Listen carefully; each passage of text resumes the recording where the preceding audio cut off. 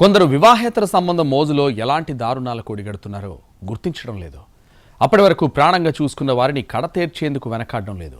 ప్రియుడితో లేదా ప్రియురాలితో కలిసి ఉండేందుకు ఎన్నో ఎత్తులు వేస్తున్నారు.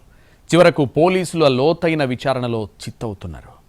వివాహేతర సంబంధాలు పచ్చటి కాపురాల్లో చిచ్చురేపుతున్నాయి. కొందరు 7 అడుగుల బంధాన్ని అపహాస్యం చేస్తున్నారు.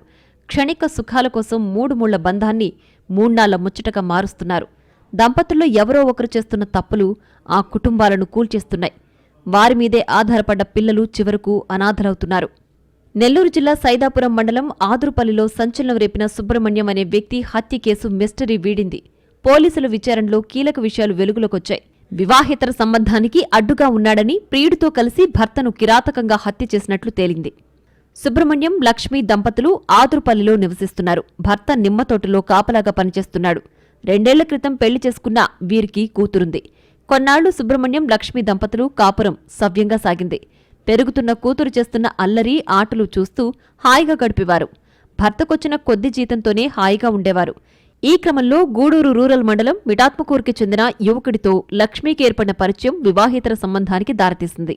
ఇద్దరూ చాటుమాటుగా కలుసుకుంటూ ప్రేమ మైకంలో మునిగిపోయేవారు. ఆలస్యంగా విషయం తెలుసుకున్న భర్త భార్య లక్ష్మిని గట్టిగా మందలించాడు. మరోసారి అతడితో మాట్లాడినా కలిసినా ఊరుకునేది లేదని వార్నింగ్ ఇచ్చాడు. భార్యను మార్చుకునేందుకు సుబ్రహ్మణ్యం చేసిన ప్రయత్నాలు ఫలించలేదు. అతడు పలుమార్లు హెచ్చరించినా లక్ష్మి తన తీరు మార్చుకోలేదు. ప్రియుడితో ఏకాంతంగా గడపడానికి భర్త అడ్డుగా ఉన్నాడని, అతడిని హతమార్చాలని లక్ష్మి ఓ నిర్ణయానికొచ్చింది. ప్రియుడితో కలిసి హత్యకు పథకం వేసింది. ఈ నెల 8వ తేదీన ప్లాన్లో భాగంగా భర్త సుబ్రహ్మణ్యంను గ్రామ శివార్లోకి తీసుకెళ్లింది. అప్పటికే అక్కడ సిద్ధంగా ఉన్న ప్రియుడితో కలిసి భర్తపై దాడి చేసింది. కర్రతో క్రూరంగా దాడి చేసి హతమార్చారు. అనంతరం మృతదేహానికి భారీ బండరాళ్లు కట్టి సమీపంలోని చెరువులో పడేశారు. ఆ తర్వాత తమకేమీ తెలియనట్లు ఇద్దరూ ప్రవర్తించారు. కొన్ని రోజుల తర్వాత స్థానికులకు చెరువులో మృతదేహం కనిపించడంతో వారు పోలీసులకు సమాచారం అందించారు. వెంటనే ఘటనా స్థలానికి చేరుకున్న పోలీసులు కేసు నమోదు చేసి దర్యాప్తు ప్రారంభించారు.